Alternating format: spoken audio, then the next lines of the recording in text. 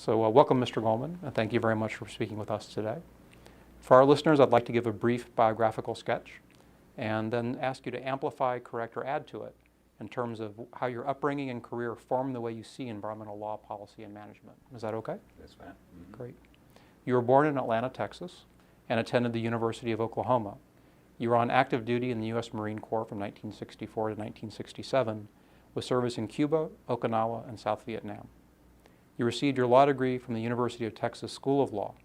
While attending law school, you worked at the Texas Water Pollution Control Board as an engineering assistant, where your primary responsibility was the permitting of municipal and industrial wastewater discharges. You started private practice in Corpus Christi in 1967, and in 1971 you moved to Austin, Texas, where you spent more than 30 years as a partner with Brown McCarroll. You've served as a longtime general counsel of the Texas Chemical Council and frequently represent the Texas Oil and Gas Association. You founded KG Strategies in 2008. You were a founder of the State Bar of Texas Environmental and Natural Resources Law Section and chaired the section in the early 1970s. You have extensive service with the American Bar Association, including service as chair of both the section on Environment, Energy, and Resources and the Standing Committee. As you reflect on that synopsis, is there anything that you would change, amplify, or add? Well, I might amplify a little bit about how I actually got into environmental law, which when I got out of the Marine Corps active duty, I was still in the reserves, of course, but decided to go to law school.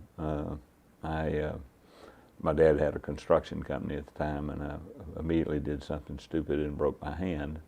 And so I was not very good help at the construction site, and I had a favorite uncle who called me and was on his way to Mexico, and told me that he was going with his friend who was a state senator who had actually served as an undercover agent during World War II, and they were going to visit all the places that this gentleman, who was basically Central European background, could speak German and Czech, and anyway, that's why he had been an undercover agent, was to check out whether the Germans were going to do anything through Mexico. And so he was going back to visit the sites of friends that he had met at the end during his service in World War II.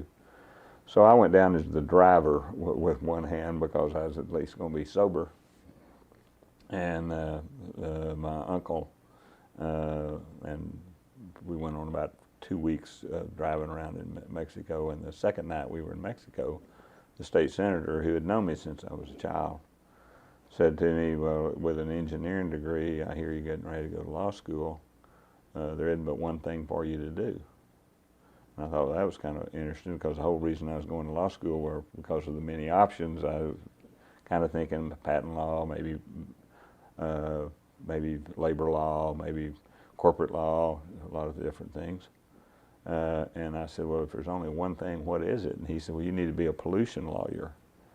And I said, well, first of all, what is one? And second of all, why would one want to be one? And he said, well, this is June 1964. And he said, well, the reason you want to be one is because there aren't any. And people don't like smoke coming out of smokestacks and junk coming out of discharge pipes, and the world's going to be changing, and they're going to need to have people representing folks in that arena. And so frankly, by the time you get to be my age, there'll be people that have their own individual pollution lawyers probably, so it's a great opportunity. And I said, so tell me a little bit more how I get involved in this. He said, well, you apply at the State Health Department, because they have the air pollution control boards just getting started, and they already have a water pollution control board, and they're going to need young guys, and it'd be a good place for you to work while you're going to law school. And I said, well, I've already applied there. And he said, well, when you get back from this trip, you go straight there and ask them, tell them find out what they tell you, and then call me. And so I went back, and they told me that, well, there were 2 students that they were thinking about, or they were thinking there was one, they had only one slot, 2 students could work half-time, or there was a fellow who had some engineering experience that was living in Houston that they were considering as an applicant. He told me, he said, well, let me tell you, that's just like a bureaucrat. Said they can work two of you guys to death, and that other guy, he's just moving up here to Austin so he can find another job. So that was on like a Tuesday, and I went to work the following Monday for the Water Pollution Control Board as their 5th employee. So that after being there a relatively short period of time, I determined that one, I had the abilities to take a lot of what technical and science kind of information and put it into a language that other people could understand and could equate in a way to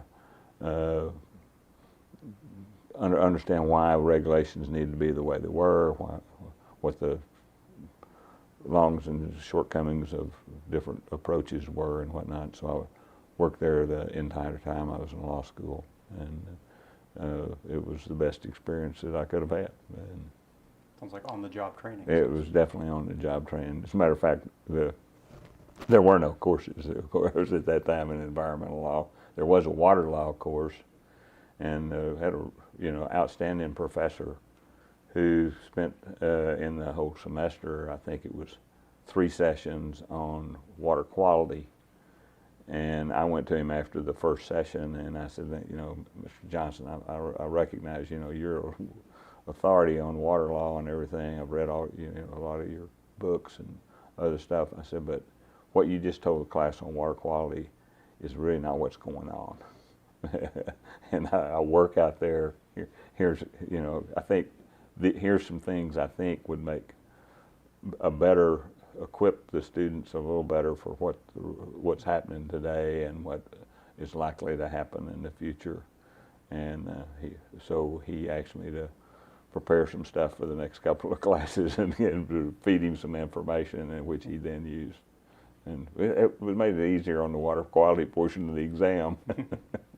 As you were in essence the professor too. Yeah, I was his TQ or whatever.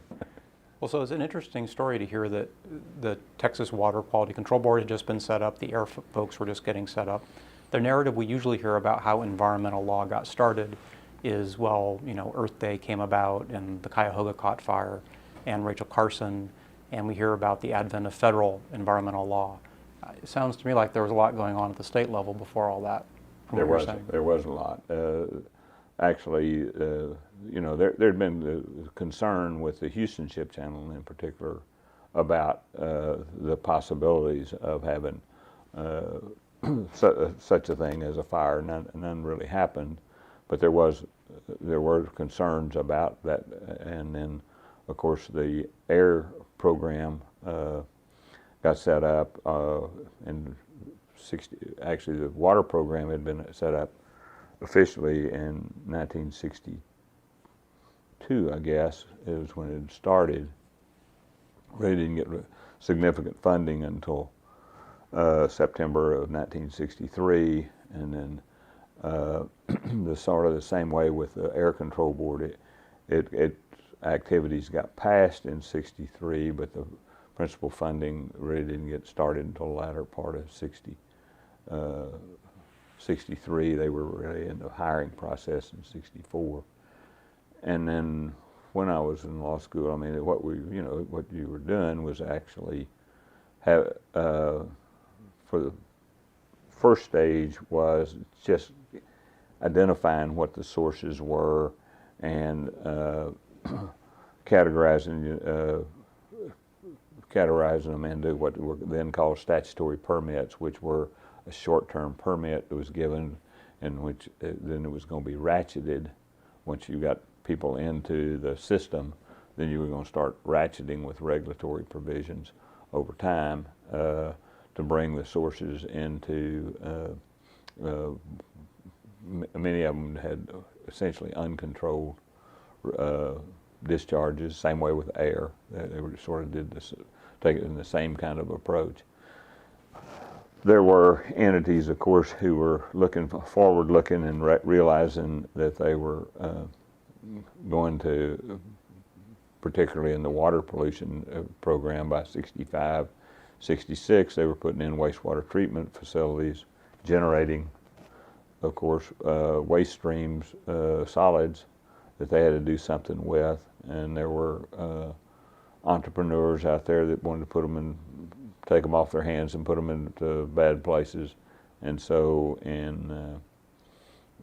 we saw what was kind of happening there, and we did the Solid Waste Disposal Act in 1967. I always say I helped write the Solid Waste Disposal Act while I was a law student, got no credit for it, but it worked out in the long run. I've lobbied on it ever since, so I kind of know it from day one, and have been through the numerous iterations of the State Solid Waste Disposal Act. So you were there at the beginning of the state program really ratcheting up. There had been the Department of Health, but you really saw the advent of environmental law in Texas, and presumably it was happening in other states. How did that fit with federal law? Was federal law intrusive? Was it needed? At that time, you had the Federal Water Pollution Control Administration, which I have to say wasn't really all that helpful.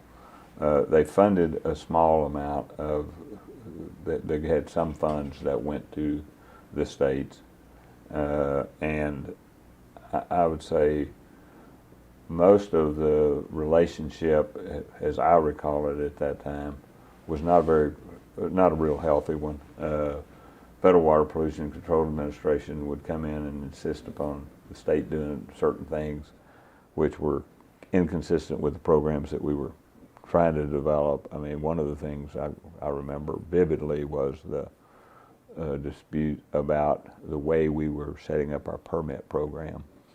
They were calling it, and to our face, and particularly occasionally to the press, licenses to pollute. And, you know, ratchet forward 1970s, 70s, you know, we still went through that same, the first portion of the Clean Water Act was this dispute of whether they were going to have just stream standards and everybody do that, or they were actually going to go forward with individual permits, which ultimately they went back to NPDES permit program, which was strictly, you know, I guess us and maybe California and maybe Ohio, I can't remember. There were 2 or 3 states that had these programs and understood why it was necessary to have the individual permits as opposed to trying to take a whole stream and have people not have individual permits contributing into that. I mean, it was just kind of I never did understand exactly that philosophy, but anyway, so there was that tension, certainly even in the 60s with the Federal Water Pollution Control Agency and the state.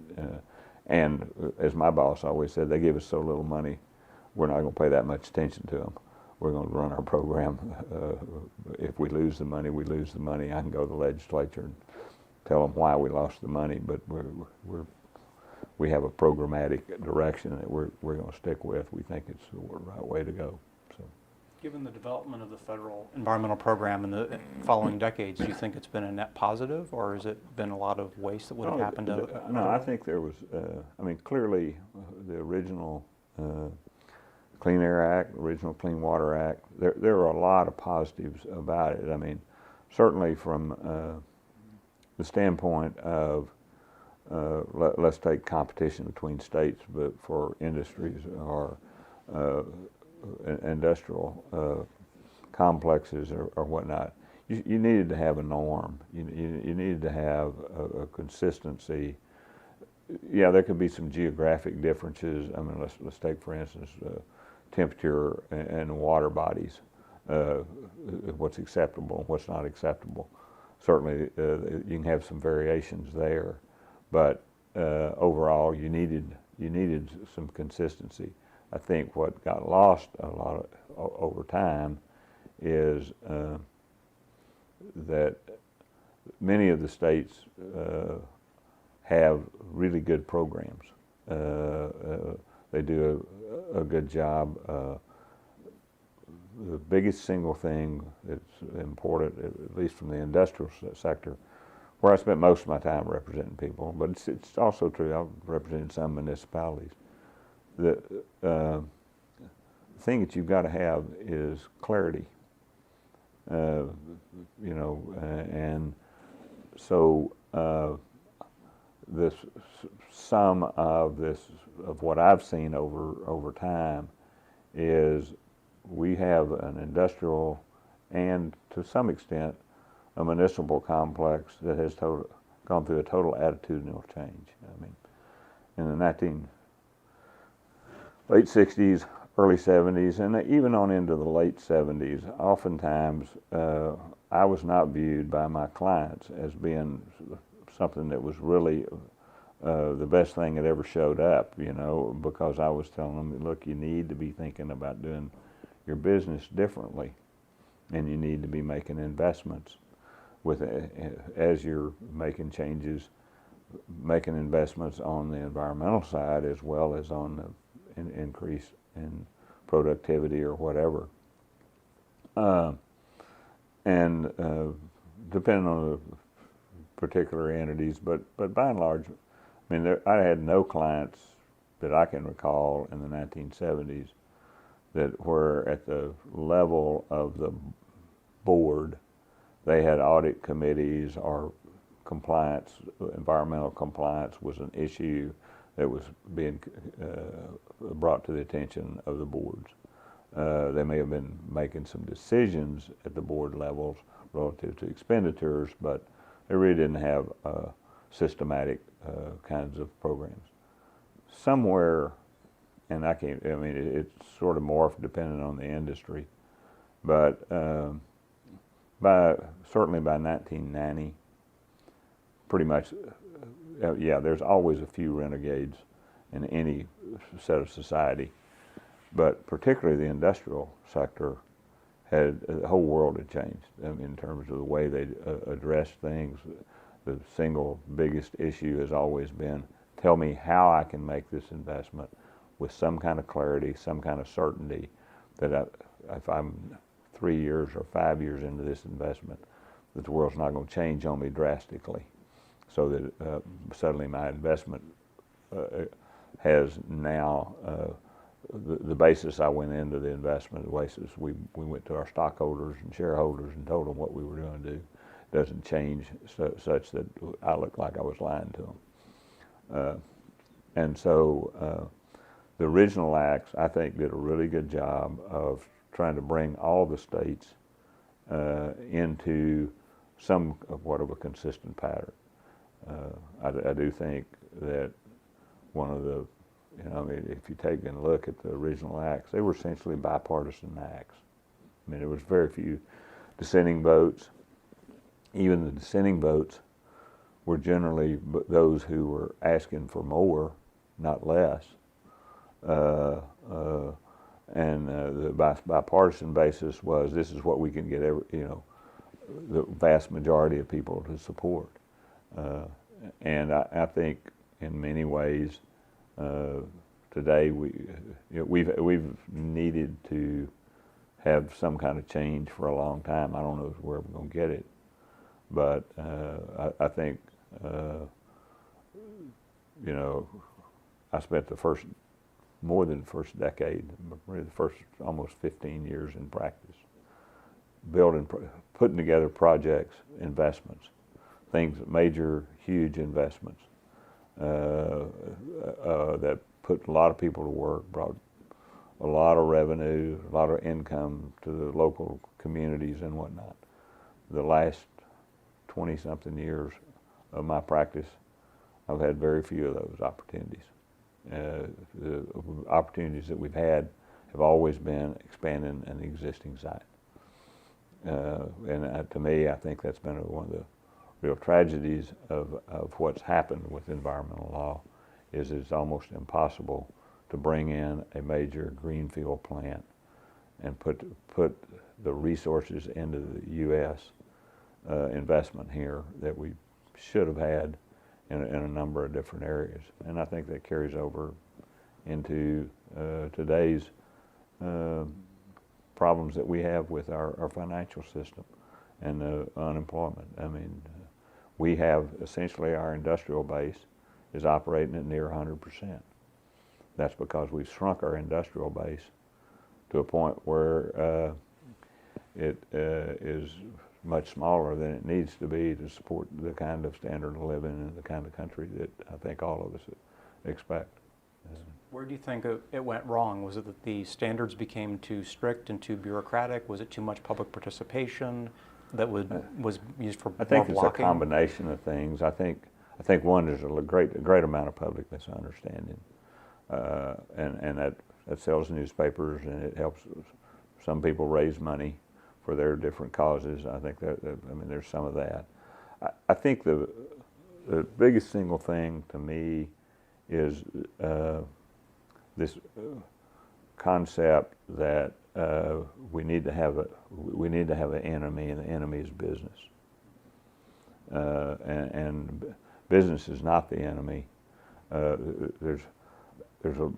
Certainly there are types of business activities that have greater environmental footprint than others, but for the most part, I think we need to have a better understanding of what drives an economy is either making something, mining something, or growing something. And all of those are not 100% efficient, and that's what the environment really, the impact of the environment is our inability to be 100% efficient. We're much more energy efficient today than we were in the 70s. We're much better at reprocessing what we then call waste materials, and which is one of the shortcomings, I think, of RCRA, is that it was always, everything was put in a waste context. RCRA, we've never taken that act and done with it what it should have been done in terms of reuse, recycle, conservation aspects of it. We put it into a waste kind of act, and we've suffered as a result of that.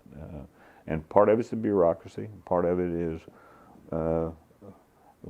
frankly, there's a waste industry that wants everything to be characterized as much as possible into that vernacular. So how do you think that will work out moving forward in the future? Business has shifted. Do you think business can take the lead and help agencies understand how to do this in a way that benefits the economy, or is there a natural tension that's built in? It sounds like you don't necessarily believe in the rhetoric that environment's always anti-economy, that there might, because you mentioned in the beginning that it was very pro-economy. No, I think I think there needs to be a better dialogue about the holistic approach. Let's take the Clean Air Act. The Clean Air Act has accomplished a lot. And we continue to ratchet the standards, and we continue to ratchet, and at some point, I'm not sure we need to ratchet anymore. The problem that we have in this country is saying we've been successful. You take the city of Houston, for instance, a huge petrochemical complex. I mean, I don't know, between the refining and the chemical industry within that area there, we're probably refining close to 20% of the gasoline and kerosene and jet fuel for the entire United States. We're probably producing base chemicals and specialty chemicals somewhere again in the 20% or more of the United States. And you got how many million people living in Houston?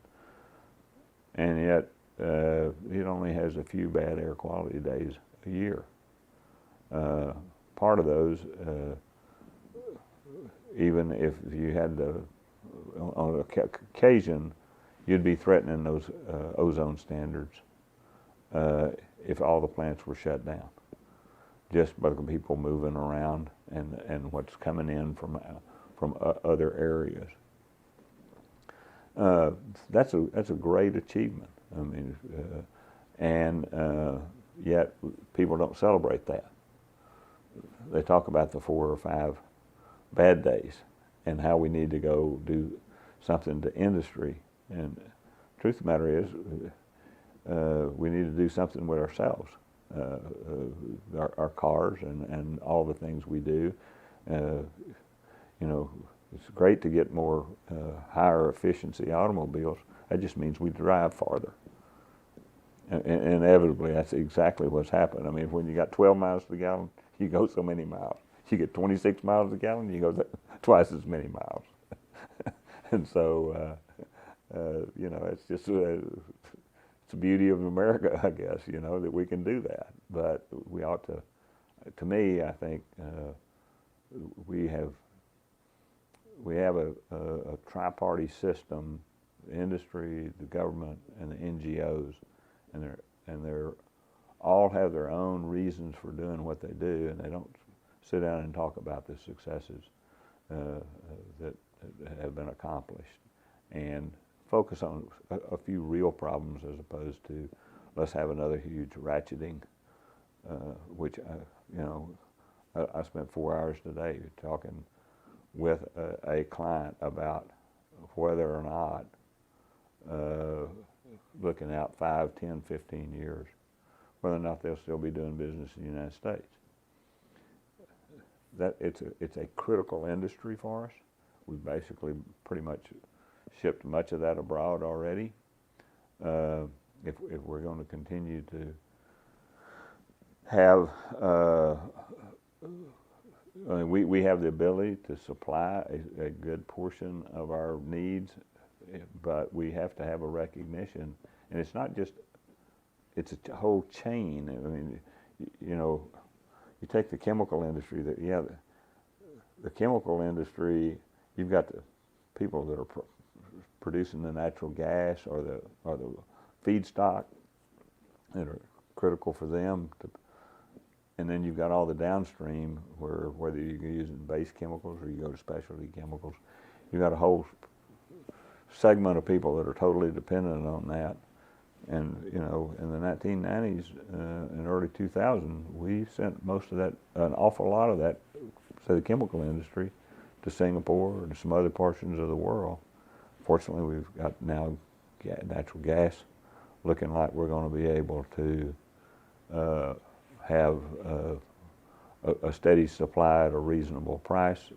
So we may get some new, I mean, you know, talking about putting in ethane crackers. The last ethane cracker, greenfield one that I know of, was done in 1977. The last refinery was done in standalone greenfield refinery in the United States was done in 1977. I permitted both of those. There's been some ethane crackers and some refinery expansions since then.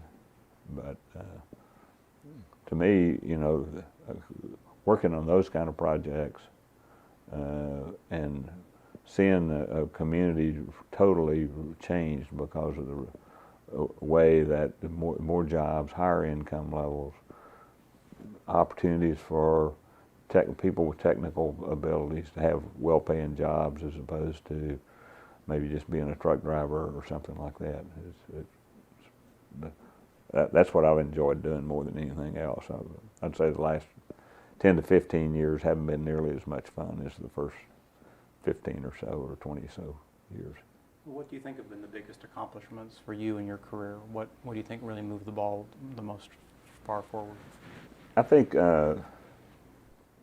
probably the biggest accomplishments have, from my perspective, were some of the early, you know, bringing a copper refinery to Texas at a point in time when there was certainly a need for a new copper refinery in the U.S. and bringing that there, bringing in a major, at that time, the largest beef slaughtering plant in the U.S., a packaged beef plant, and and then doing the major ethane cracker project, which was in the 1970s next to the Alaska pipeline, was the second largest investment because of it was not only the facility, it was the pipelines, the salt dome storage areas for the ethylene, and it was a huge project, and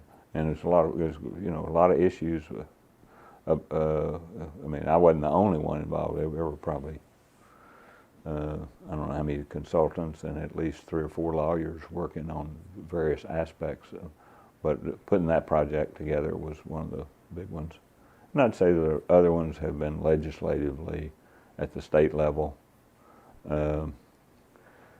making sure that we had some flexibility that was provided to our industry, and some incentives for investment. Take for instance, I mean, the EPA never did like it, and they finally kind of done away with it. But we did the flexible permit program, which was sort of like the plant-wide limits program that EPA had, except it was more flexible. But at the time we did that, most of the rest of the United States had grandfathered sources who were not subject to the more current regulatory emission levels. Well, what we did was we brought there were no such thing as grandfathered sources left. We brought everybody into the permit system and then provided some flexibility into how you, from a total plant-wide basis, you didn't increase your emissions. And in most operating scenarios, you were actually reducing your emissions significantly. And so it was a creative way of doing something, but it didn't fit within the boxes the way that folks in headquarters in EPA wanted to see a state program run. And so ultimately, the state and EPA are still in litigation over that. Well, I had a lot to do with creating that, and I still think it was the right way to run a program, because it got rid of grandfather sources. Those sources, there was no legal requirement for them to do anything, and so they were continuing to operate much as they had in 1988, and it was, whatever it was, 2001 or somewhere along in there. I can't remember what year it was that we brought all that and put everybody into the permit program. Same way, I've always thought that we did the Environmental Health and Safety Audit Privilege Act that EPA really didn't like. I didn't dream that up. I mean, I sort of saw what some other people were doing, and the gal that I work with and I went to the legislative leaders and said, look, we think we can craft a bill, and they were already kind of talking about it, and so we helped them craft a bill. Again, EPA didn't like it, but it was a bill that brought about a lot of environmental improvement, because for those people who went and investigated and actually found problems, there was a way for them to go through, deal with their problems, and resolve those without having a whole lot of plaintiffs' lawyers digging up information and trying to make hay out of it, or people trying to make headlines with penalties. The money got spent on environmental improvement. So, why do you think Texas and EPA seem to have one of the more contentious relationships between the state and the federal regulator? What's behind that? Well, you have to understand we're Mavericks down there. The state, came from Mavericks, and well, part of it is you just take the state agency. It's the second largest environmental agency in the world, EPA being the biggest. Many of the people who work, particularly the technical people that work at the agency, are very accomplished, very well educated. Many of them have had experiences working either for local governments or municipalities on environmental issues, or working for industry for a few years and then come back and work at the state. Awful lot of their leadership have master's degrees, and you know, probably the second oldest and maybe the largest environmental engineering school is the University of Texas, particularly on the wastewater side. I mean, they're highly sophisticated. I mean, and you take most of the programs that you have at EPA, some segments of those originated either in Texas or California. The injection well program, EPA, when the Safe Drinking Water Act came in, EPA didn't know how to run an injection well program.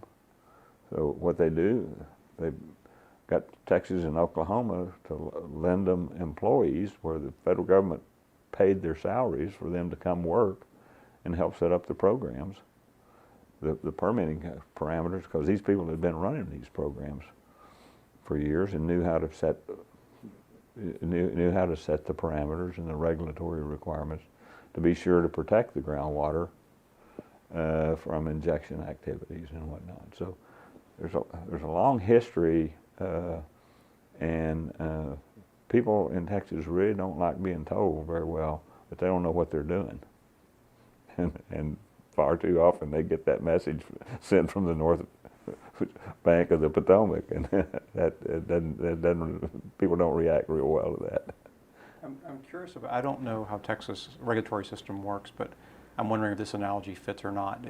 In Europe, I'm told the regulators work more closely with the companies in trying to figure out how to make regulations actually work on the ground and come to an agreement and do it and get the desired result. The U.S. model seems to be more, here's a regulation, make it work. And there's a distance between those two. Is Texas more like one or the other? Is there? It's more like the European. Let's take the single largest, say, association or group who have, say, put sweat equity into the regulatory environment and it goes back to the 1970s, has been the Texas Chemical Council. Texas Chemical Council has had standing committees. I mean, part of being a member of that association, and if you're a chemical producer in the state, you are a member. Manufacturers, I don't think, I can't recall when there was a manufacturer in the state that wasn't a member of the Texas Chemical Council. But they have had for many, many years Air Committee, Water Committee, Waste Committees. These committees meet very regularly, dealing with issues from the industry perspective.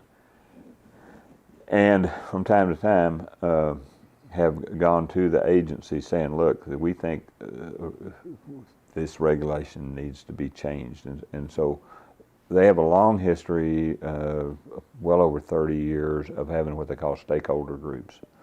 And the stakeholder groups are not just industry and the agency. I mean, they'll have local government people, they'll invite environmental people to come in, the environmentalists. Sometimes they participate, sometimes they don't. And these are working groups, and they work and then work through issues and decide kind of what does need to be regulated, what doesn't need to be changed, and that kind of thing.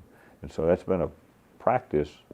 It carries over to some of the other industries from time to time doing a similar thing, but the consistent one has been with the Chemical Council. So if you look at how Texas issues have changed over the years, primarily it's been but from that kind of working relationship, where you see, EPA maybe makes a change and says, well, the state's got to change the state implementation plan, or it's got to upgrade its regulations. Well, they'll go to work and work on those and try to come up with something that is oftentimes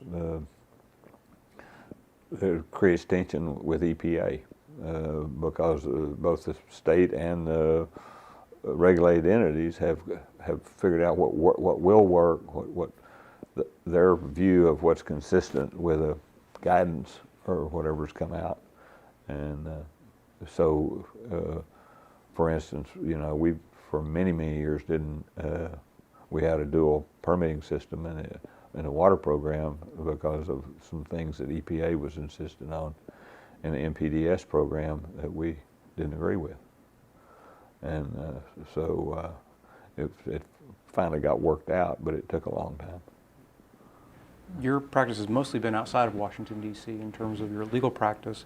What's your perspective on the role of environmental law practice outside of D.C.? We talk mostly about federal practice and what's going on at the federal level, but it sure sounds like most of the action is not inside D.C. Well, you know, most of it's not. On an applied basis, I mean, for instance, we're a delegate, you know, every program in Texas, other than the greenhouse gas regulation, I guess, has been delegated to the state. And, you know, my view on delegation is that the state is then entitled to regulate so long as the regulations aren't inconsistent with the federal act. And so, which at times means there's a little difference in interpretation. And the states have that, if they've been granted that program, they have that flexibility. And to me, that's what way I think the system was set up.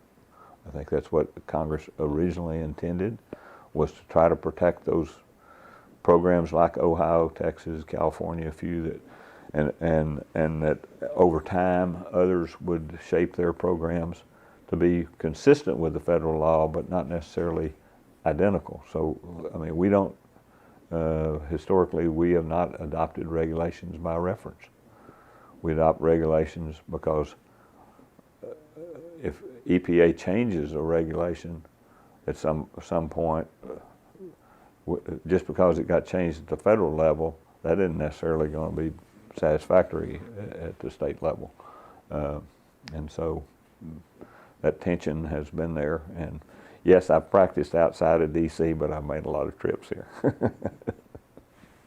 You were talking about the things that were most important to you in your career and talked about permitting those facilities and helping bring them to fruition. What role has the bar played in environmental law? How does the bar fit? You've also seen it from the ABA perspective, the standing committee.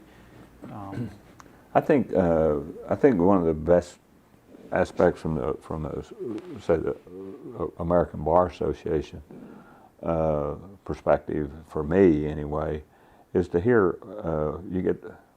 If you operate, let's take for instance my career in Texas. I felt like I wasn't at a certain point in the late 1970s. I wasn't getting as much out of bar activities as I felt like I should. I wasn't contributing as much, and so that's why I got involved with the ABA, and I began to learn about you know, how others around the country are addressing similar issues,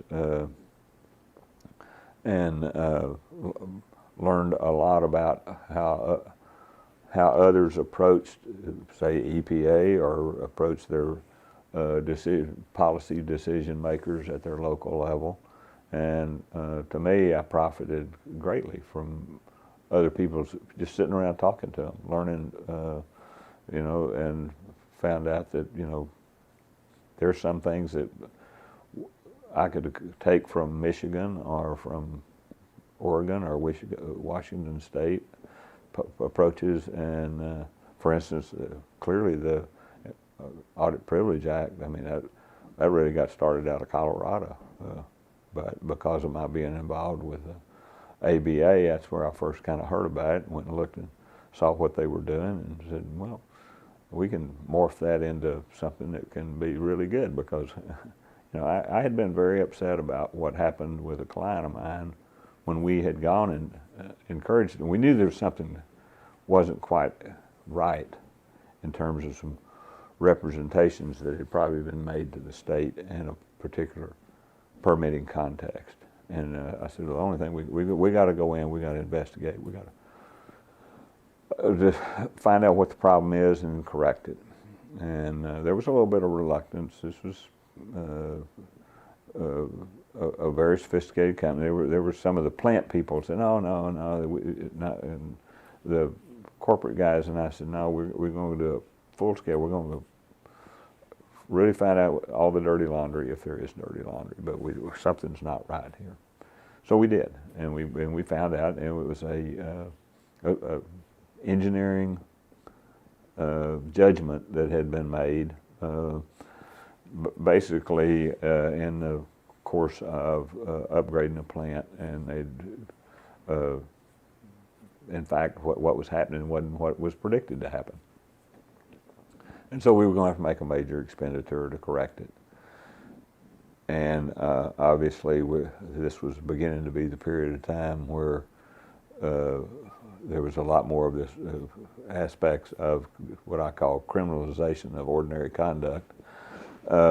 And so we were concerned about that aspect of knowingly continuing to operate. And so I convinced the client that we needed to go in and say, look, we're going to have to go spend upwards to close to $500,000 to correct the problem.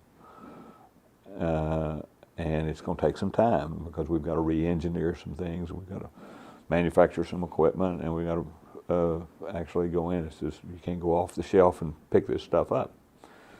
And so immediately the state said to us, well, that's very nice. We think, you know, you probably owe us $1 million. And I thought, well, now that's a really great way to do business.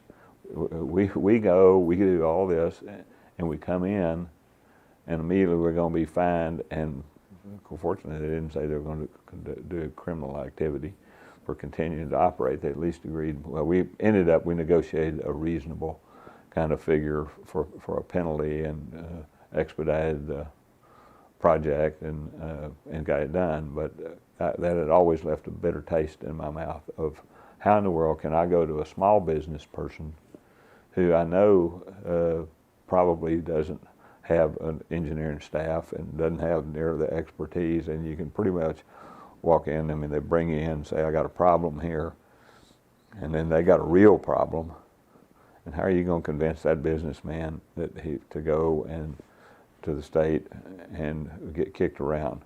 And so that's sort of what led to my always kind of looking to try to figure out a way, let's change the game a little bit and make it where at least the good guys, the people who do go make a diligent search, have an opportunity to disclose, correct, make sure that the state, throughout the whole process, has the oversight, so that if you don't correct, you don't,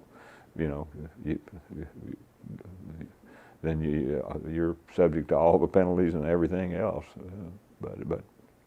And it worked well.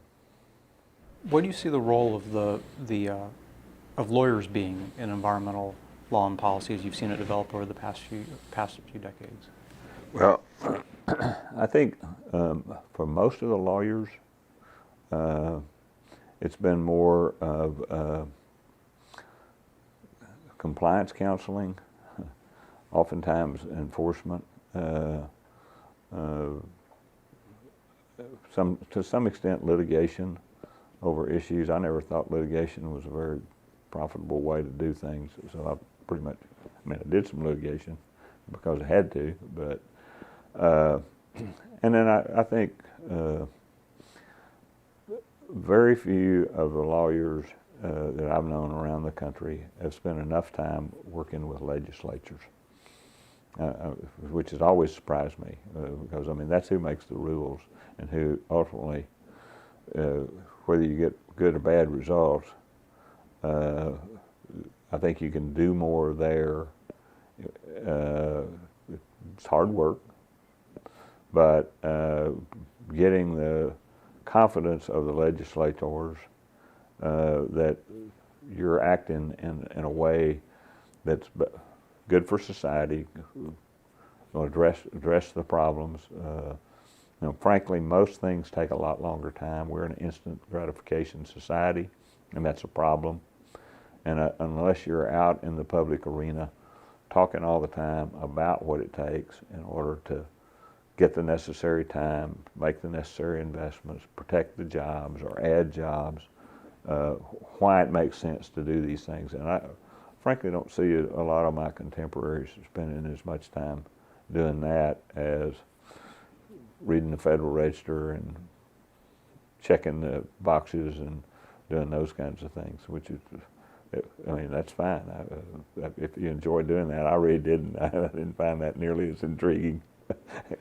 You have to understand that stuff, but to do that, doing the same thing over and over, I never found all that exciting. Do you think you can still get things done in this day of hyper-partisanship, and at least at the It's federal? harder. Yeah. There's no question. I mean, and you know, I think that's the unfortunate part about our national politics is the middle is going away, and yelling at the extremes has never been a very profitable or doesn't accomplish a whole lot. And I think unfortunately we're seeing more of that, which gives, to me, it creates the opportunity for us as a country to not deal with the issues.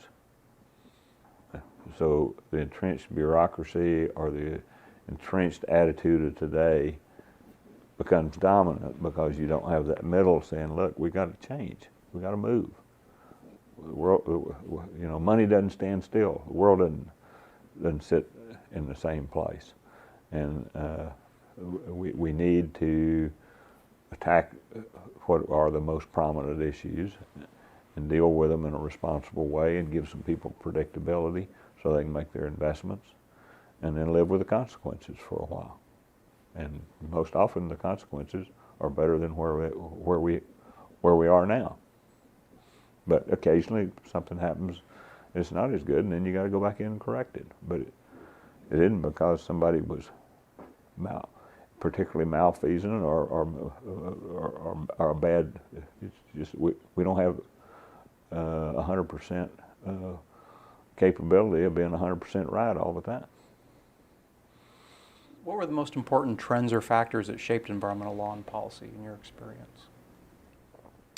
Well, obviously, you go back to the Cuyahoga River situation, Silent Spring, you know, Senator Nelson coming up with Earth Day, coalescing that. I think then several of the major events, I mean, somewhere in that period of Bhopal to Valdez is totally when I think the vast majority of corporate America had begun to move to understanding that we've got to look at the environment, incorporate environmental into everything we're doing. And but there were events like those that, you know, I remember I gave a speech not very long before Valdez. I came back, they asked me to come back 2 years later to give a speech, and I said, well, my speech is totally different. The world's changed. That one shipwreck totally changed that particular subject I was dealing with. Forget about what I said 2 years ago. We morphed just like that to where I was saying we would be 10 years from now. What do you think are the most important shortcomings in environmental law and policy that you've seen? I think probably the largest shortcoming from my standpoint is that we haven't. I guess you go back to. There was a Roman historian, Tacitus, or whatever his name was. Sometimes you can write too many laws. You can write too much. And I think in certain aspects of the environmental, we've tried to tell everybody how to do everything, every little detail. rather than saying, look, this is the broad parameter. You can't go beyond this boundary. Operate within this boundary, and you have some freedom. And we've tried to dictate too much and too much detail in the regulatory context. Let's take, for instance, to me, probably of all the environmental laws, the one that probably changed behavior as much as anything in a short period of time was TRI. And TRI, ironically, the data was terrible. It was horrible. I mean, if you look at it, it was atrocious. The quality of the data was terrible. But it changed because it set a parameter out here and said, you know, look, here's how we're going to grade you. We're going to rank you. Now, we did some stupid things in the rankings, and still do, as far as I'm concerned. I mean, the mere fact that you, in a mining operation, you pick something up, you set it over here, and you count that as being a toxic release, when you're going to put it back in the same hole, probably in the reclamation, that's not the toxic release. The toxic release is all the things you do with what you dig up. I mean, to me, there's still problems there, but overall, that was a fortuitous kind of action that was taken, and we should have more laws like that. They say, all right, we're going to rank you. You're going to be graded. You're going to be an A, you're going to be a B, you're going to be a C. And within that, you get to figure out which one you're going to be. And more than half, you incentivize people to be A's. Rather than tell them, you know, every time you do something, we're going to regulate how you do that or why you do that. To me, that's the biggest single mistakes that I think we continue to make, is we don't create some mechanisms to incentivize people to go, you know, on their own. I mean, you know, I could have been a C student. My folks wouldn't allow it, you know, but I mean, there are people that, you know, they go through their life being a C student. I mean, that's fine. But if you incentivize some behavior, usually you're going to get better results oftentimes than dictating. Do you think the release of the EPA's greenhouse gas inventory will have a similar effect, or is that too global an impact to have the same impact? I think it's too global, probably, in my opinion. You know, that's where I sit today. I think it's too global. How do you think we can tackle issue of climate change? Do you think it's an issue, something we have to tackle in the future, and how do you think we're doing in terms of grappling with it?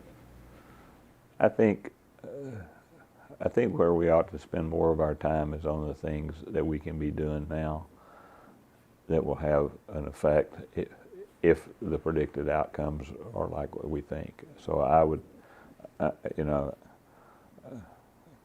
I'm more of, let's go deal with the things that we can deal with now, and they will have some impact. So more toward an adaptive kind of approach.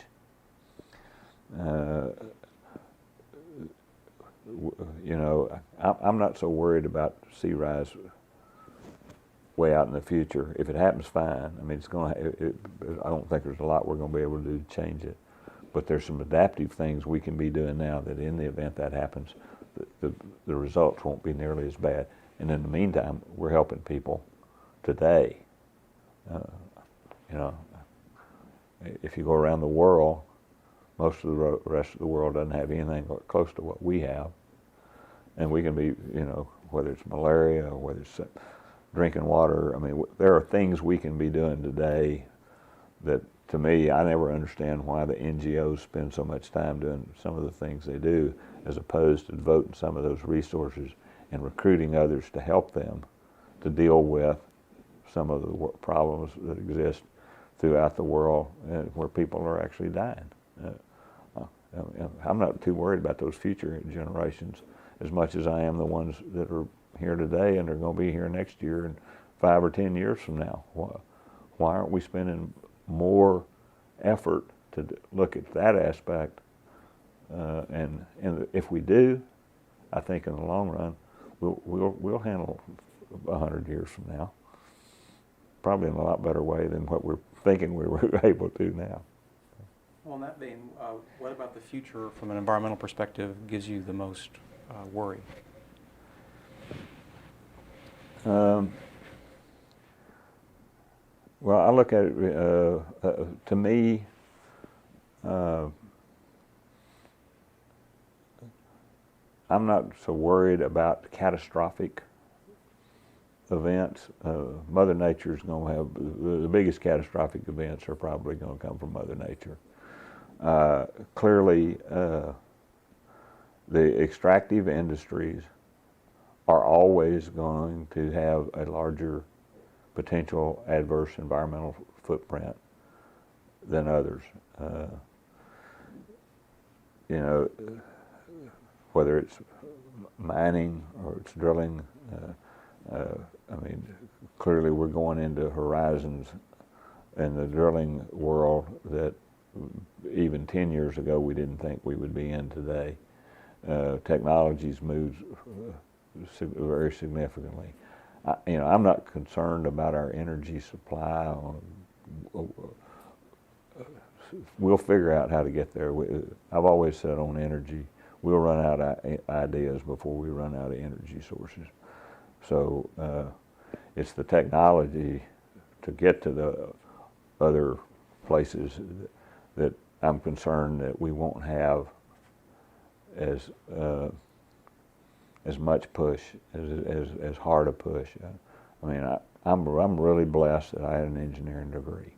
I think a lot more people need to understand that the challenges that exist to produce things to meet our standard of living, and so I'm probably more concerned from an educational standpoint, and the stressing, putting more stress on making sure people understand technology and how to use technology. And if we do, then we'll take care of the environmental problems. But if we don't have that educated basis, then there will be some bigger environmental problems. As both an engineer and a policy professional, have you seen the push-pull between environmental regulation and technology? There's some people argue regulation stifles technology and innovation. Some people say it pushes it. Do you have any thoughts about that? It's been a push and pull, but I would say I'll have to say that this detail of telling people how to do things has clearly kept some environmental advancement from happening. I've been involved in it myself. I mean, frankly, just told a client, look, you know, you're not going to be able to push that through, and it's going to cost you 2 years if we don't do something different.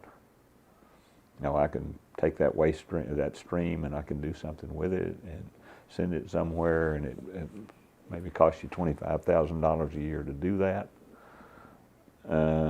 maybe $50,000 a year, but we can go forward with this multi-million-dollar project now and not even have to worry about opposition or regulators. So, I mean, there have been instances where the regulatory environment has clearly thwarted better use of our resources. But in some instances, there's been the push, too. I mean, clearly, a lot of our water pollution issues would not have, or we would have had water pollution issues had we not had the environmental push. And you know, frankly, you know, there's always been this dichotomy or this split where we've demanded more from industry than we've demanded more from our municipalities and our local governments. And I mean, for instance, in Texas, the only areas that are threatened from a stream water quality standard are from municipalities. The industry is not a problem. Hadn't been for years. but we're unwilling to raise the water sewer rates, or unwilling to push, and whether it's the federal or the state government, neither one of them has been willing to push those. Some of the law professors these days have been writing about the need to look at future challenges not just as on a sector level, but on an individual level, and look at the impact, for example, of individuals on climate change. About 30 to 35% of the emissions come from individual choices people make in their daily lives. It sounds like you would agree with that, but that really is a place we should focus on. There's no question about it. I mean, you know, as Pogo said, we've met the enemy and he is us. I mean, we are a problem. And yet, you know, I mean, there's some areas where I think we do some really silly things too. Let's take the Safe Drinking Water Act. I mean, we got 300 and something compounds that they've never even set standards for, and we've got a few that they have, and some of those are not based on really true science. They're based on how low we can measure consistently. And then we go scare people about naturally occurring compounds that are in their drinking water that they have no ability to change it. Well, that's a total waste of everybody's time and effort. We ought to recognize, yeah, these communities, unfortunately, there's where arsenic's in the water, or there's radionuclides, or there's fluoride, or there's, you know, whatever. And it's above the levels we can measure consistently. But nobody's ever studied the people that live out there. We have no idea. We extrapolate from Hiroshima for radionuclides, or we extrapolate from somebody that ate, you know, thousands of pounds of fish that was heavily contaminated with something. But they weren't eating small amounts over a long period of time, but we extrapolate that to being, and we scare people. And these little communities, I've worked with some, they have no ability. They could turn the whole place into a dust bowl long before they could ever treat to get rid of 10 parts per million of, or 10 parts per billion of something in their drinking water. So we still do some things that are really kind of dumb, but we take great pride in it. One of the projects we're working on at Environmental Law Institute is called Environment 2050, and we're looking at where environmental law should go in the next 40 years or so. And one idea that's come up is that, as you were somewhat suggesting earlier, instead of doing end-of-the-pipe controls, tell folks, look, if you're going to make a widget, the widget shouldn't have more than X impact. What you do with that is totally up to you. It might be something like a life cycle analysis, and then just say to folks, the life cycle analysis of your product can't exceed X.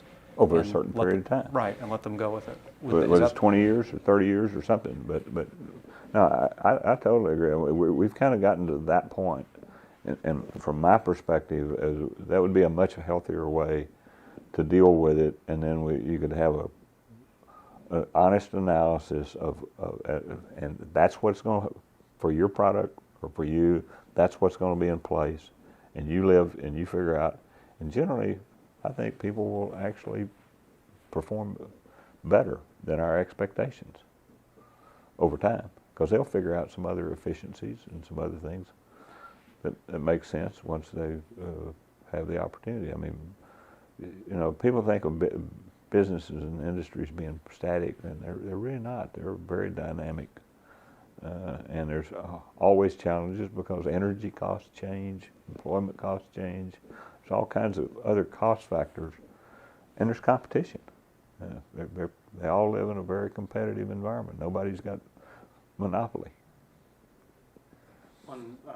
Getting ready to close, but one term that's been used to kind of talk about that is sustainability and sustainable development. Does that term resonate for you? It does for me, but I don't think it does for most people, unfortunately.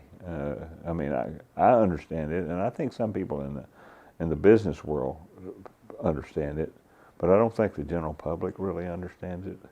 I think they think of it as being something different than the way I think of it, and I don't really know what they think, but it doesn't seem to resonate with them. Well, as you look forward to the future, what gives you the most hope about environmental issues and where we're headed? Well, I think I think one, we have a much better understanding. We have a much of the environment than we did 40 years ago. I think we have some very good programs around the country that are trying to educate people as to the incorporating environment into everything we do, and understanding that that it is a matter of trade-offs. I mean, it's certainly efficiencies, increase in efficiencies, in whatever aspect. That's what you really, if you're going to minimize your footprint, whether it's energy efficiency, it's energy efficiency of producing a product, or maximizing the raw material that's coming in, whatever. And clearly, what's happened probably to help that as much as anything has been the ability to get instant information. The computer control rooms, the computerized, the sensors that we have. I always tell people, if you haven't been on a drilling rig in 10 years, you really ought to go. Because first of all, if you go in the drilling, where the driller's operating, the room's probably going to be as clean or cleaner than this room. And he's out there and he's drilling to 8,000 feet deep, a mile away, and he's sitting playing with a joystick, watching a laser-driven bit, and he's going to hit the target about at that distance, about the size of the back of this chair. He's not going to miss it. And it's all because of the instantaneous information he's getting back off of that laser-driven bit. He's guiding it as it goes down, as it goes out, and goes to the sweet spot where he's looking for whatever he's looking for. And we've got those kinds of capabilities. You couldn't even have dreamed of them more than a decade ago. And so, to me, having the technology advance and having the instant information available, and being able to, having the programs and the computer programs and whatnot can assimilate that information is so much more. And it's the same way whether it's air emissions or water quality. I mean, we have a lot of these sensors and whatnot that can really tell you what's going on in a much more instantaneous fashion. Whereas in the past, you were thinking you knew what was happening, but you really weren't. not to the detail anyway. If you were driving through Mexico with a young person about ready to graduate from college and they said, I really want to have an impact on the environment, I'm not sure what to do, what would you tell them to do? I'd tell them to get some good technical background, and then go into the law practice and try to shape policy so that we can continue to produce goods and have the standard of living and advance it for the next generation. I think that's our responsibility, is to leave the place better than where we came in, and work hard. And just because people don't agree with you, don't take it personal, but just go work hard and do the best you can. Is there anything else you'd like to add before we wrap up? I don't, not particularly. I think that pretty much sums up the way I feel. And well, it's been very enjoyable. Really appreciate you coming and taking thank you very much. It's my pleasure.